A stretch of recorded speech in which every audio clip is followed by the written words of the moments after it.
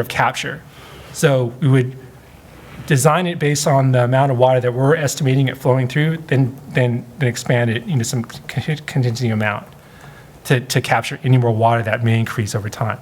Is it fair to assume that the Malaga Cove water problem is different than what is happening with, I call it the frontier line, where the water has been coming through the conduit and coming up through the manhole? Are they tied together, or are they separate issues? What's the frontier line? PV Drive West? There's a frontier utility cabinet that's flooded. A tunnel that we were informed of months ago. Okay. I can answer that. I can remember this. Yes, it is connected. The groundwater that's seeping into the frontier manholes, originating from up on Via Campesina and Via Chico, is the same groundwater that we're talking about getting into those manholes and then continuing on over to PV Drive West. Yes, I'm sorry. Yes, correct. Because the upward pressure on that, it's going uphill and still coming out through a manhole. Yeah. Which is, There's upward pressure. to me. You know, I think when I came in here for the council meeting, you guys had an earthquake like the day before. I was talking to some others and looking at some other things, and like the what can occur after an earthquake, we can never really estimate, but there is evidence different places that, you know, a little bit of shake here, you know, changes things. I don't know if there's an increase, but again, we have to take into the complexity of geology here. Where it's coming up, there's probably many sources. I wish I can answer. I wish we could be able to answer, like when it would subside. But right now, since we've seen a steady increase of water, we just have to design some sort of mitigation that captures that. But this expanded study, which really encompasses the city hall side of it, are we covering the source of the water that's coming up in the manhole in this frontier utility line? Is that all covered? In the frontier utility line, that's along Malaga Lane going on that side, right? And then up via Chico in the vaults. Yes. Just Yeah. got a big enough footprint. Yeah. We're covering all the issues. So the ones that go Malaga Lane that go over via Chico until where it goes down, yes. So our evaluation along Via Campesina did evaluate that going further down. That's why we went further where Via Campesina starts to curve up. So in our recommendations, we did already kind of identify the depth of where to go down there and try to capture water. So just piggybacking off of David's earlier point, I mean, it just doesn't make sense that the increased flow and velocity of flow, which I guess in my mind makes me say, well, are we sure this is groundwater? So and that's are where we sure that this isn't something else that's broken under there? I mean, That's where the seep sampling comes in. Right, they found brackish water, so Yeah. I think they're trying to figure out, are you trying to figure out how much of it's brackish versus fresh, or do they Yes. commingle so you can't tell? So on this figure right here, we have a conduit like in front, you know, down via Chico, you can see to the right, and we have another one coming up the left, so it's around the fault block. So this goes into our geophysicists interpreting it, but she sees a stronger, more conductive water to the going up, so the blue line, and it's a little bit different signature on the right. So there could be a mixing of brackish water and some source water. So that's why we wanted to take samples from each seep, and then we collect like different parameters that you see analysis that you could use to fingerprint against seawater or state water project water, because this is CalAM. Cal Water Service. So their water is from the state water project, so imported from the Central Valley coming down the aqueduct. So that fingerprint of water is well known. So we take our samples, we can compare it, we see maybe some evidence of a fingerprint or a signature, that state water project water, then we have a different route to look at the source of water. It all comes back closer to brackish water, seawater, than we know our source, then it comes back to the question of why it's increasing. We looked at land use before. We have the golf course, there's land use there, but this is coming all the way over here, and it's just too, I'm sorry, I wish I can tell you, like why it's increasing and if it'll stop. But there's just, it would take a big study to do that. And right now we see it as the engineering solution. We design it to capture the water that you're dealing with right now, plus more in case there's an increase. Can you, I'm going to use the word justify, but it's not exactly what I mean. Can you just justify the additional study and the expansion of it as opposed to just moving to an engineering That's kind solution of where I was now? headed. At some point, don't you have to stop surveying and start So fixing? the information that we got from this survey are the elevations to the block, the depth to water, and the depth, and basically the delineation of the block. So from there, we can provide a more precise engineering design. So we come over here and we just go into the engineering design. We don't know the depths. We don't know the depths of where we go. Then we're at risk of putting in something in, At the wrong depth. like a French drain or something like Lane that was not designed well. It wasn't designed for long-term capture, sandbag, and all that. So there we have to weigh it. And then we talked about funding before. We'd want to come in with a full package. On that note, you said that you have, for this study, you have the depth. Yeah. Okay, we have a neighbor, I think that way, who had been doing a lot of research on their own water issues and came up with a solution, and then went a little bit farther and found out, oops, the problem's actually much deeper. I mean, what confidence level do we have that we've got the depth right? Well, we could, right here where the block is, we can see the bottom of it. I think that's like, from the surface, like basically around on Via Campesina and Corda, I think it goes down 20, almost 30 feet, I recall. So we have to get to a depth that's kind of a safety depth. So we go below, of course, below the foundations, below any sort of, anything that can affect structure, and then determine some depth below that, that's reasonable in terms of an engineering design, basically drilling, trenching, because the deeper you go, the more expensive it gets. But again, that's where we have to determine what's that safety factor in there. So do you go above the block? That's why now that you know where the block is, you're okay with the depth? Here we would go right above the block and try to get as much as we can in the block, because the water's basically coming up and staying on it, and then it's hitting this less permeable material, and then daylining, basically, or in the foundations. Okay, thank you. Any other questions from council before I go to public? So generally, I mean, you're familiar overall with the peninsula. Yes. Obviously, residents in Rancho Palos Verdes are extremely concerned in a complete panic about what's going on in Portuguese Bend.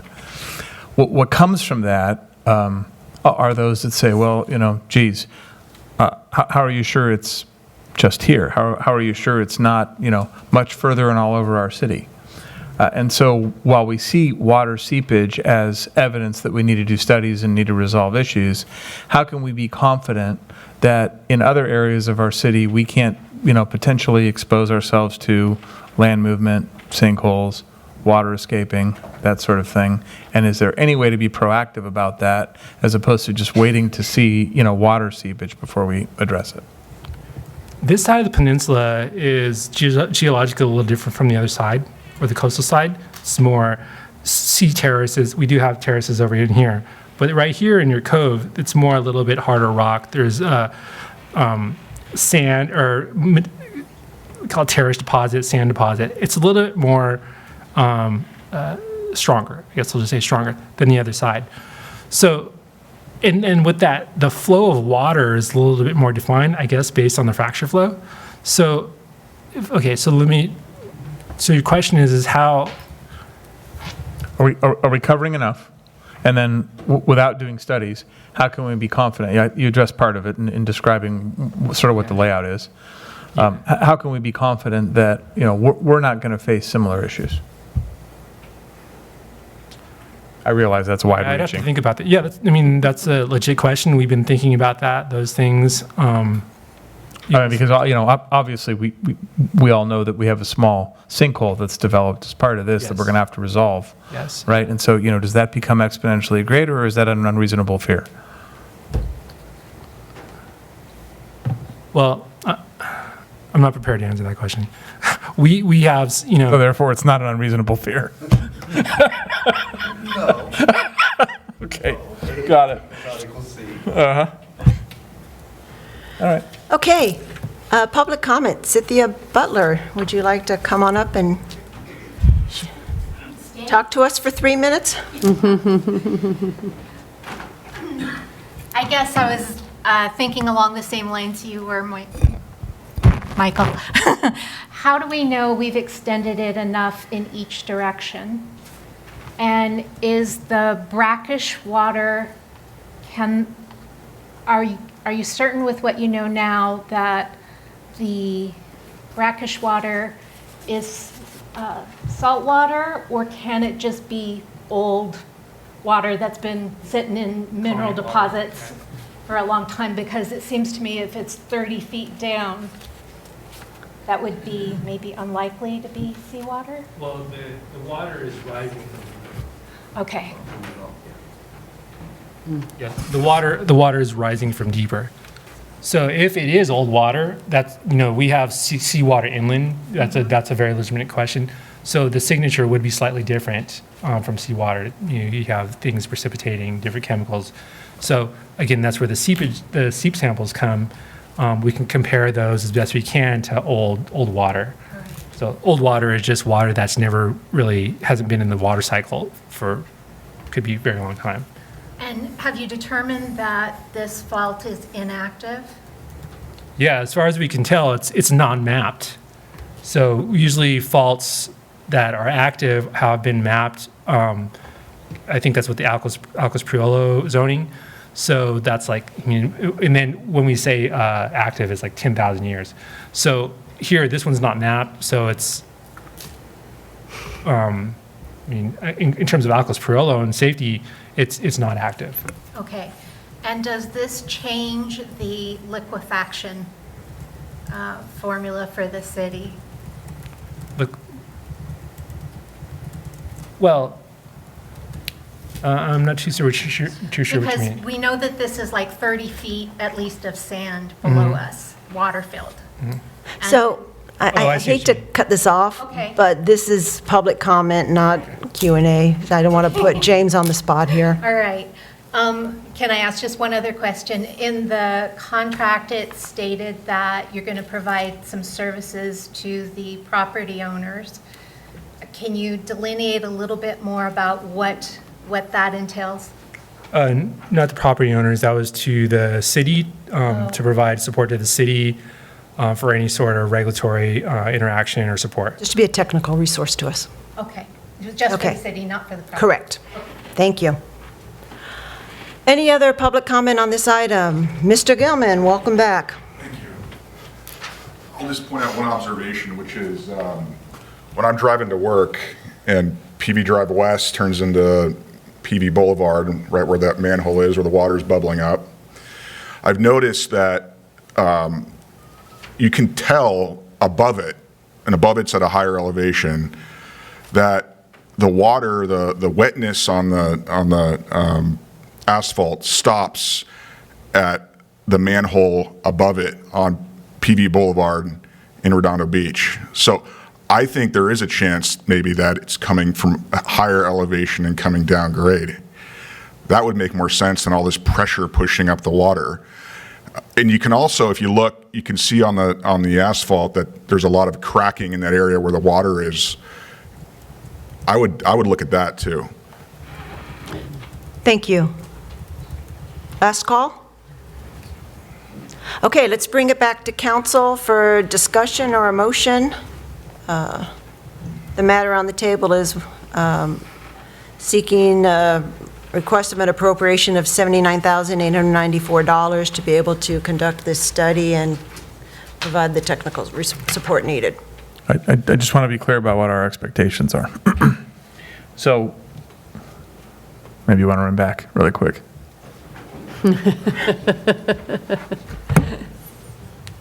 I think I know the answer, but I want to make sure the public understands. So we approve this for the cost proposed. You conduct the additional analysis and study. You're available to us, et cetera. By the way, thank you for working with us on this most recent issue.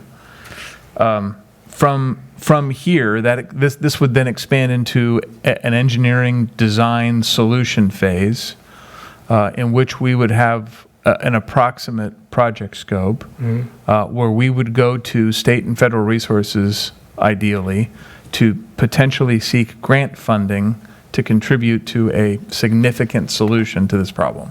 That's correct. So this is the last stop on the study train.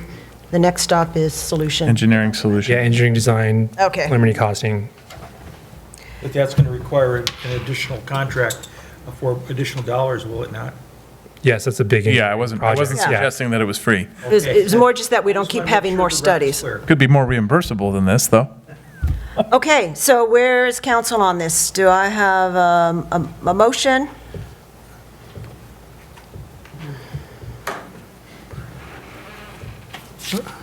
I'll move the staff recommendation. I'll second I'll it. second it. All right. Okay, moved by Councilmember Roos, seconded by Councilmember Kemps, to adopt resolution R24-25 to appropriate $79,894 in unencumbered general funds, Fund 01, to retain Geosyntec to perform additional investigatory services. All in favor? Aye. Opposed? All right, motion carries. Thank you. Thank you. The next old business item is item number 7. Our auditor has come back to us and wants more money. Can we have a staff report, Was that the please? title? That's the title. Thank you, Mayor. Good evening, Honorable Mayor and members of the City Council. The auditing firm Vasquez & Associates was hired in 2021 to provide financial audits for 5 years, beginning with the audit of the fiscal year ending June 30th, 2021. The annual comprehensive financial report for fiscal year 22-23 was released to the council and the public in July of this year. Due to constant turnover and unfilled vacancies in the finance department, this audit was long and arduous. This caused audit costs to escalate from the original budget of $30,000 to $67,000. Then the last invoice for that year's audit was received in July. It is an additional $29,900, bringing the final total of the fiscal year 22-23 audit to $96,200. The recommendation for tonight is to approve a budget appropriation of $29,900 from the general fund balance for the fiscal year 24-25 budget to pay for the last 22-23 invoice for that audit. Are there any questions or comments? Is anyone from Vasquez here? No, So, but I do know your question, Mayor, so go ahead and ask. what's my, Yeah, what is your question? What is it? well, it wasn't a question. I wanted to make a statement in advance of my question around, I don't know, I've got an issue with business practice where you contract with someone, they spend the funds, they bill you after the fact, and then they don't show up to have the discussion with council about this behavior, especially since we had this same discussion with them in a past year. And the fact that they don't even provide basic support for what those overages are. In my consulting business, we had to provide monthly bills by person of what we did. Our lawyer does it, HR Green does it, and to give us a lump sum, hey guys, you owe me another $30,000 is bad business practice. But obviously that's not your fault because you're not the auditor, so I'm sorry. It's okay, Mayor. It's nothing about you. So here's my question. What are we doing? Here we are, September, fiscal year ended in June 30th. What are we doing now to get ahead of this so we don't have the same repeat where we have a late audit and we have balance billing, extra billing, whatever you want to say about that, however you want to describe it? So part of the issue has been the bank reconciliations, and they have been very far behind. And monthly journal entries are not being made because staff is really busy and has other tasks that they're working for. So we've contracted the bank reconciliations out. The passing of the information back and forth to the contractor from the city has been rather difficult. So, and that's not a reflection on staff. That's just a matter of time management and, the tasks that they have to do every day. So what I've asked the city manager for, and he's granted, is that we give the contractor a VPN so that he can run the information by himself. And that will be set up tomorrow. What does that do? It provides that he can run his own reports, that he doesn't have to rely on staff to do that for him. He being Vasquez? No. Him no. being the person doing bank reconciliations? Yes.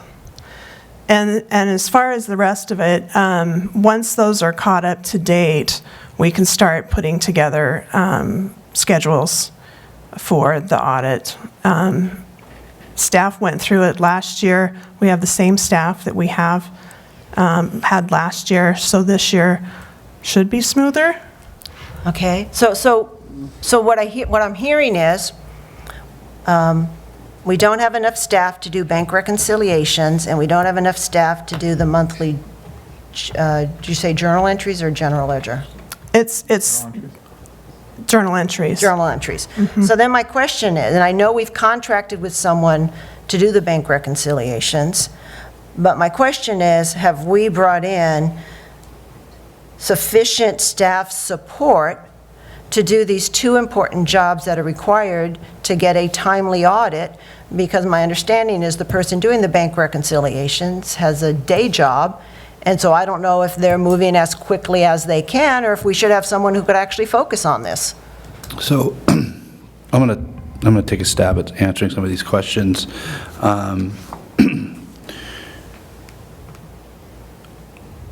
It's an understatement that we are not keeping up in the finance department. It seems to be the same story. I was so excited to announce that we have a city clerk for the first time in a year. We did go through recruitment for a finance director, which resulted in not having a finance director. One of the things we're going to be doing is contracting with a firm to come in and do an assessment of our finance department. Rather than go out and do another recruitment for a finance director, which will take months and months, that we don't know what the answer to that will be, we're going to bring a well-known firm in to do a assessment of the finance department, take a look at where our strengths and weaknesses are, the way our staffing is laid out, and give us a recommendation. The advantage of that would be this firm may be able to then provide staff support on any level. Starting with another study is important so that they can see what they are going to be recommending against. To go out and do what's been done in the past and hire a temporary finance director, an interim finance director, or whatever, seems to be not getting us anywhere.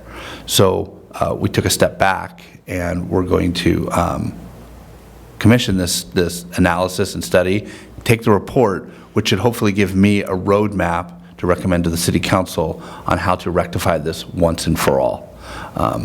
One of the things I've heard since we've been here, and you've heard it tonight, is we have reoccurring issues that haven't been solved. And part of that problem, and it's all of our problem, and we've inherited this problem, is the constant turnover. And it's hard to get our footing and get going with that. So I commend Terry for pushing me to provide a quicker pathway for this person that's been doing the bank reconciliations. And those went back how many months when he started? It went all the way back to August. He's on October right now. Yeah, so it was, you all know this, but this is for the public. This went far back. So we've giving him faster access, which should speed this up. I think this is Vasquez's third year with us. Yes. Which should speed things up. They know the lay of the land. And with this study and hopefully a recommendation on how to reformat the finance department, our plan is to avoid these pitfalls in the future. Well, I appreciate the optimism.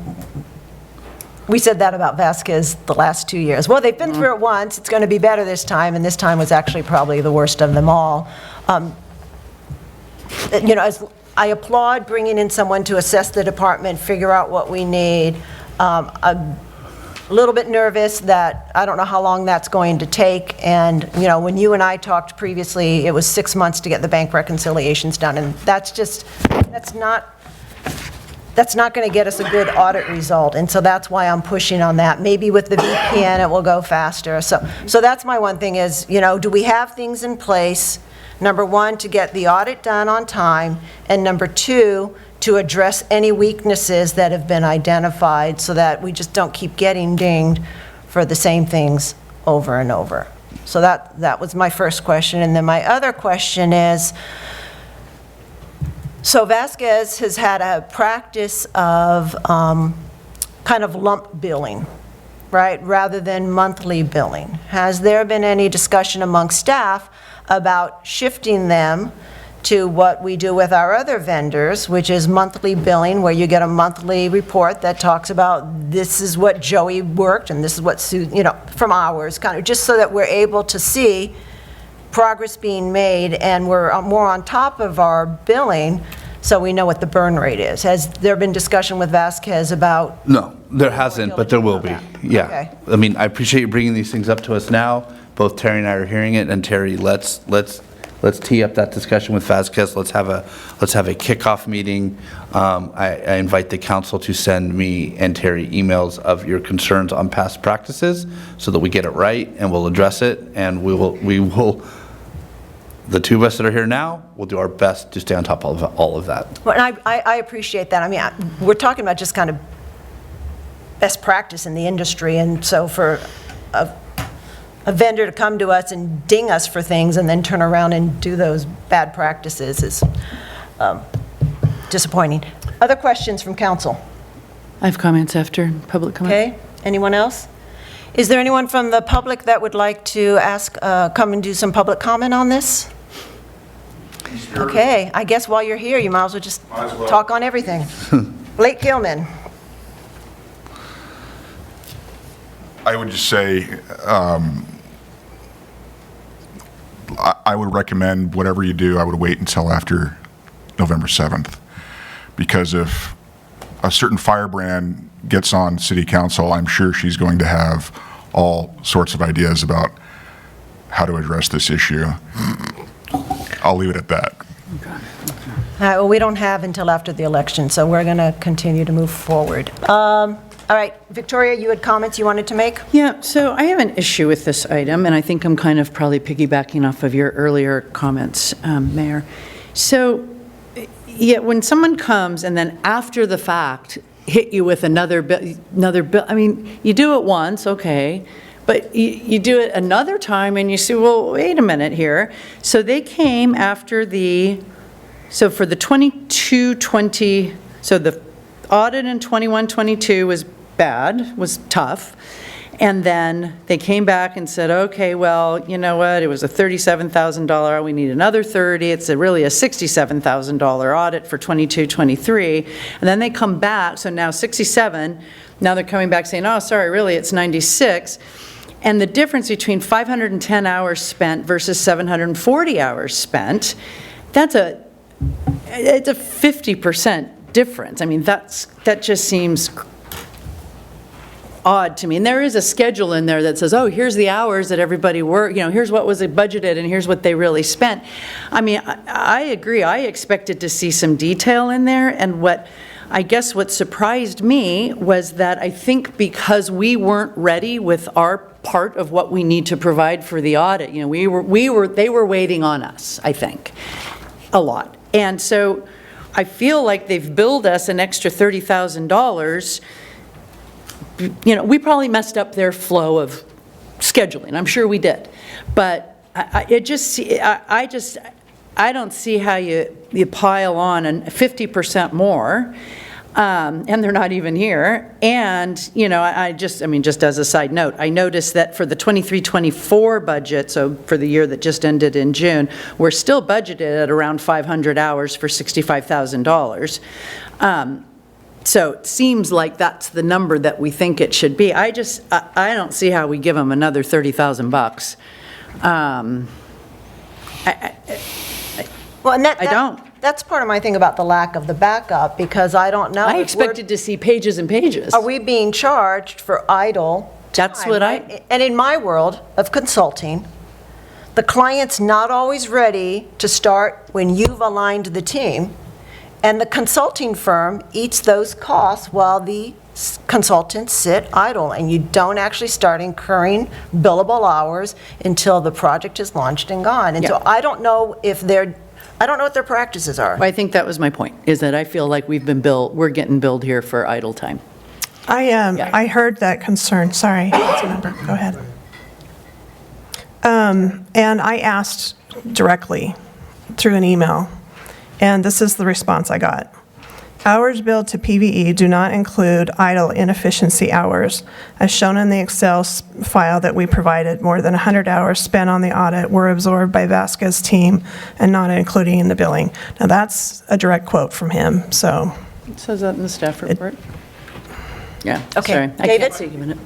It is detailed at the bottom of their report on page 4. Yeah, that they ate 100 hours. No, I saw it. I missed that. If you go back in history, and if I remember this correctly, Is your microphone on? Are you on? I don't think you are, David. sorry. If you go back in, my recollection of the history is that we had set some timelines for them to come on site to do their work back, I think it was last fall. And they came on site, they tried to do the work, the bank reconciliations weren't completed, the PBCs weren't completed. It was, they tried the best they could, and they finally packed their bags and went home. And it was 3-4 months later before they were able to, the city was able to get our act together in order to get to a position where they could begin the audit and then complete it. As a profession, and having been in the professional services practice in this area, when a client is not ready and they tell you they are ready and they come in and you expend the time and you have to pull off, that's a really bad sign. And I'd say that that's really a reflection on our city and ourself, including myself, for not being prepared to address the audit in a timely manner. I do believe that we have been given a lot of considerations by this audit firm in fee concessions already, getting to this incremental $30,000 charge. My concern going forward is that we've got 2 or 3 years with Vasquez, and we need to keep them engaged at least for 1 more year on our situation, given the state of our financial affairs. And for us to treat a vendor and not agree to pay this incremental charge, which I think has already been discounted, would be a major mistake on the part of our community. And therefore, I'm going to support that we move forward, get this done, but I also want to reinforce what Carrie just shared with bringing in extra resources to address these problems right now, and we have got to bite the bullet and fix the shop once and forever, and it's not going to be an easy task. Were you going to say something, Jim? Sorry. Okay, so the, the audit this year, it's not even this year, the 23 audit, may have been more painful than the year before. I mean, the audit findings were almost exactly the same.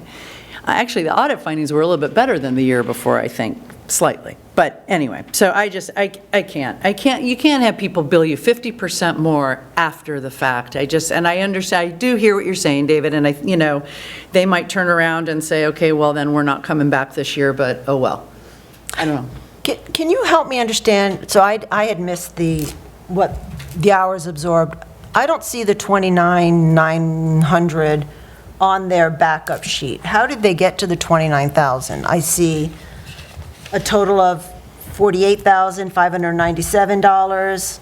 I see an overage of 342 hours, but then I see something that says they absorbed 113, but we're still at 342. So do you know how the 29.9 is derived? I do. There was supposed to be another sheet included in this report, and I don't have it with me. Hold on, let me see. Yeah, man. Yes. Oh, no, that's not it. Where could I find it and get it to the council? It's on the shared file under council reports. 230 is what we're. It's part of the Excel It's the spreadsheet. 230, so they're saying the 342 is the overage, they're absorbing 113, leaving us to pay an overage of 230 hours at $130 an hour is well, I'm coming up with 29.9, so I'm $300 off somewhere in there, but, oh no, that's it, 29.9. So it's 230 at 130, is that the Correct. blended rate? Correct. 130? Okay, thank you. All right, never mind. Okay. Yeah, it must be blended, but yes. Yes. Yeah. All right, so, My turn? your turn. Let me summarize. Yes. I agree with both of you in two different ways. One, I don't think it's reasonable to tell the firm to pound sand after they've done the work, they've put up with this, they've been frustrated as well, and in fact, we have to hold ourselves accountable. The flip side that I agree with both of you on is that I don't think it's reasonable to incur billing and then drop it at the end. And so I think we need to set the expectation ourselves, in particular city manager down, saying to the auditors, look, we understand what you've been through, we're going to hold ourselves accountable, you're going to hold yourself accountable. On this audit going forward, we have a solution, we have an external firm. If for some reason you're not getting what you need, we need to know more quickly. We need monthly billing, we need status, and we don't want a surprise multi-100-hour bill where either you drop it on us or you take it in the shorts for 113 hours. We don't want you to do that either. That's the solution. I think there's another piece to that, which is, I think we need to see monthly reporting of progress against the PVCs. I don't know what that means, but it's whatever the list is that the auditor needs.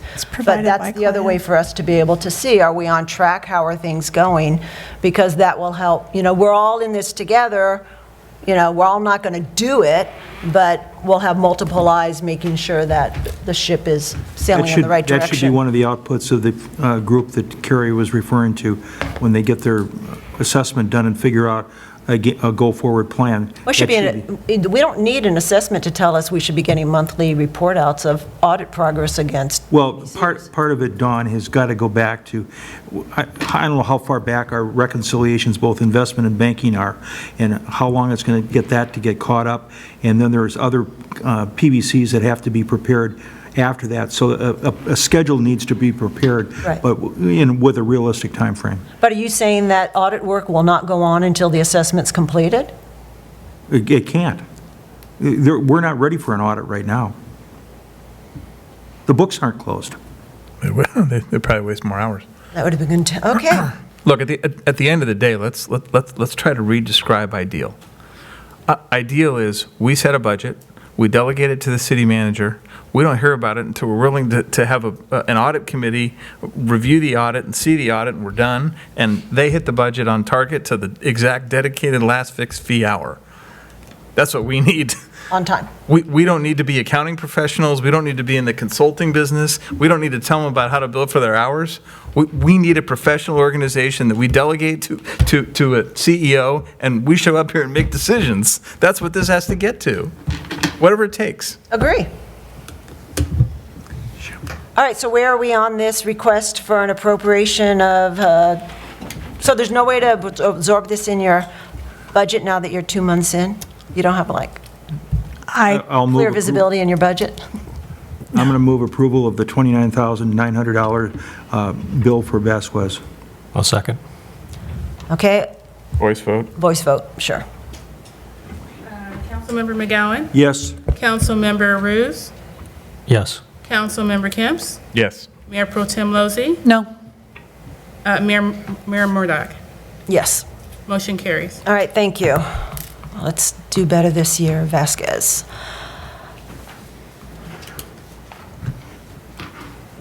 Thanks, Jim. I couldn't get All right, last of the old business.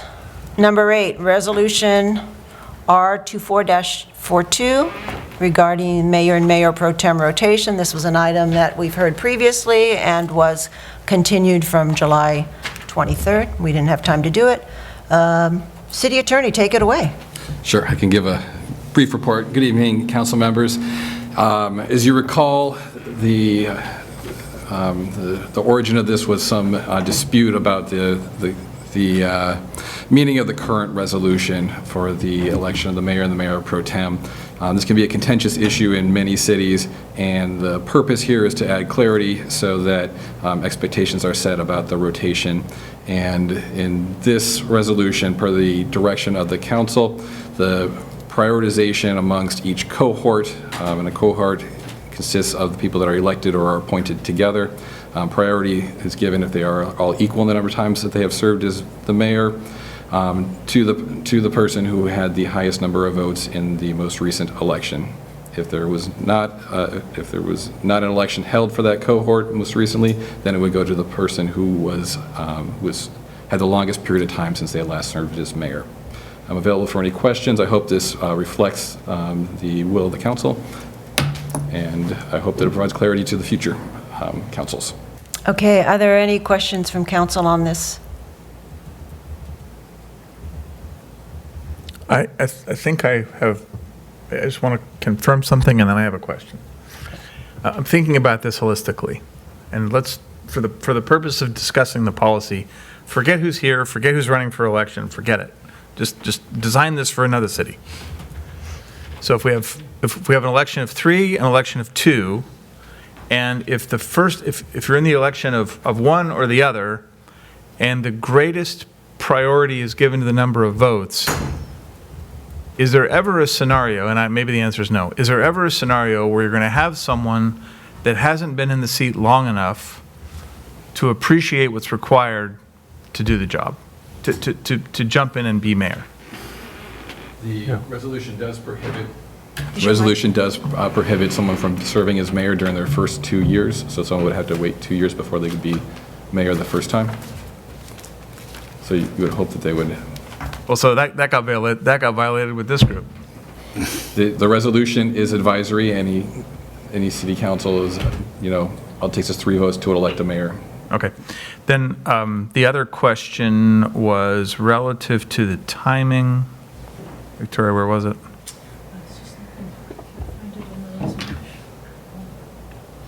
Oh, it's section 1.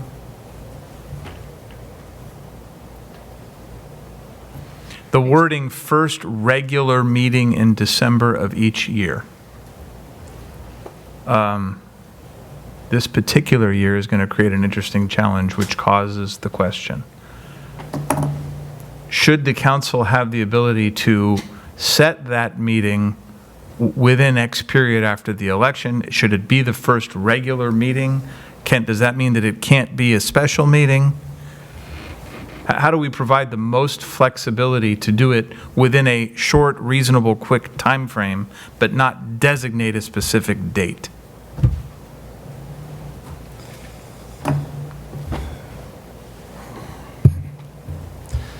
Well, I would say that it's typical to set this date, and it's usually at the same date when the new council is seated. Again, this resolution is advisory, so if there is some problem based on the timing of it, this item would come as agendized. If there's an issue, we could always set it for a different time to go forward. Okay, so again, this is advisory. Should something be placed in this, if it isn't already, stating that it's advisory and that it's not doctrine and that you can't tie the hands of a future council? You're welcome to. The resolution does carry over the prior language, which says that it's the intention that this be followed and not changed unless there's a 4/5 vote of the entire council. That was maintained. I didn't have any direction to change that. Of course, that is just a suggestion from the council to encourage future councils to adhere to this. If you want to eliminate that, if you want to instead include language that this is advisory and can be changed if necessary, you can, but it's already implicit within it. Understood. Those are my questions. Thank you. Can newly elected council members be sworn in during a special meeting, or does it have to be a regular meeting? I would want to check that, but I believe it's Okay. the first meeting after the election. I'm not sure if that includes special or regular. I would want to make sure I was. Okay, that would be accurate on good. before That I would be good. tell Well, you. after election results are validated, right? So to- Certified. Certified. So when is that for, correct. yeah, are they always certified, Tamika? Is it 30 days or is it the end of November? I believe so, but I can come back and verify that for you. Okay. And who certifies them? The county? County. Correct. All right, thank you. Any other questions before I go to public comment? Anyone from the public want to comment on this? Blake? Blake? do Oh, you come mind? on. Okay. I'm going to, okay. I'm going to bring it back to council. I have some thoughts on this. Trevor, I appreciate the effort to try and account for the various scenarios. I know it's a daunting task. I thought in our earlier discussions, we talked about the mayor pro tem kind of rotation following cohorts, and I don't really see that here. And so I guess when I heard our previous discussion, I had envisioned or expected to see something different. I'd expected that there'd be like a section that talked about contested elections versus uncontested elections and cohorts, because those were the sticking points in the earlier version.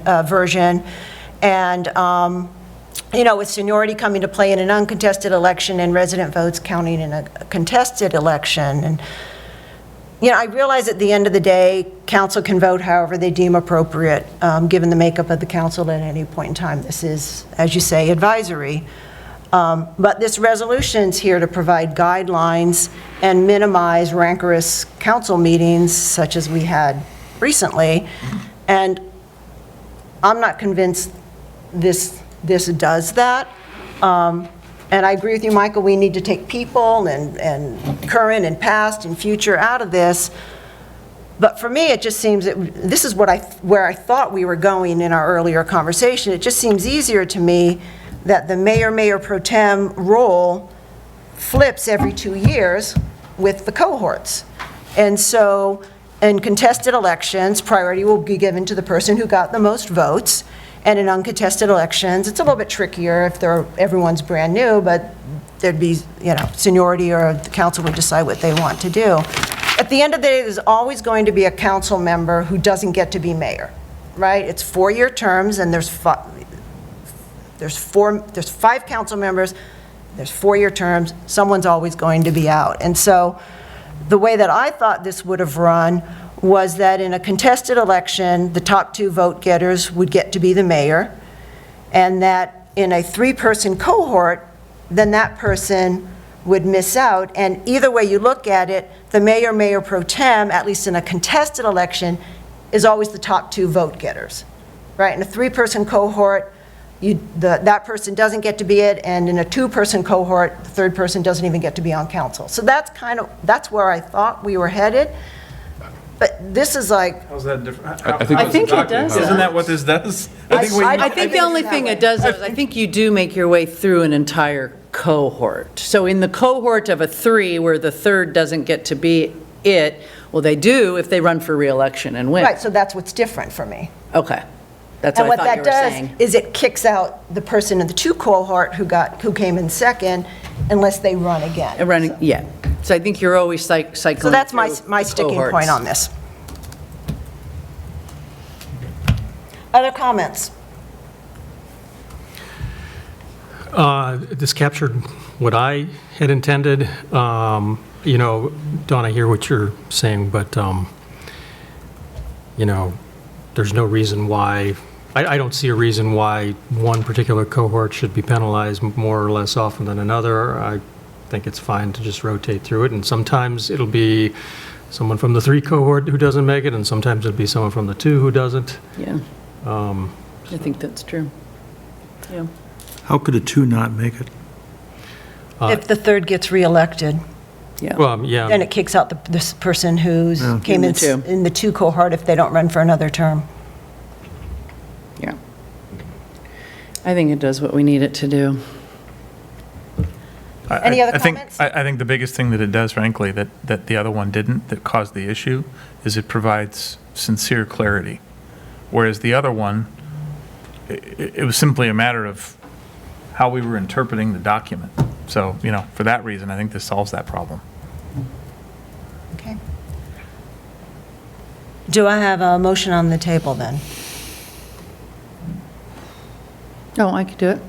So I move that we adopt Resolution 2442, the procedure of rotation of the positions of mayor, mayor pro tempore, and rescind Resolution number 2349. Second? Could we have a roll call vote, please? Councilmember McGowan, No. Councilmember Roos, Aye. Councilmember Kemps, Yes. Mayor Pro Tem Lozey, Aye. and Mayor Murdock. No. Now we have a problem. Motion carries. We've made it even worse. Does it have to be 4-1? Oh, Does it right. have to, do you need Does 4? it have to be 4/5? Carry with 3-2? Yes. It does not have, it does not have to be 4/5, only 3 for a resolution. So now we have 2 competing resolutions. Well, Well, no, No, actually, we only have one, this one. this one got the 3 votes, and Yep. it's not, ideally you'd want 4, but And an argument Didn't that happen. we didn't actually. Well, Right. all right. glad we cleared that up. With that, we're going to take sorry, Gina and crew, we're going to just take a 5-minute break. 2-hour break? Is that what you're about? 8:37. We'll be back in 5. Thanks.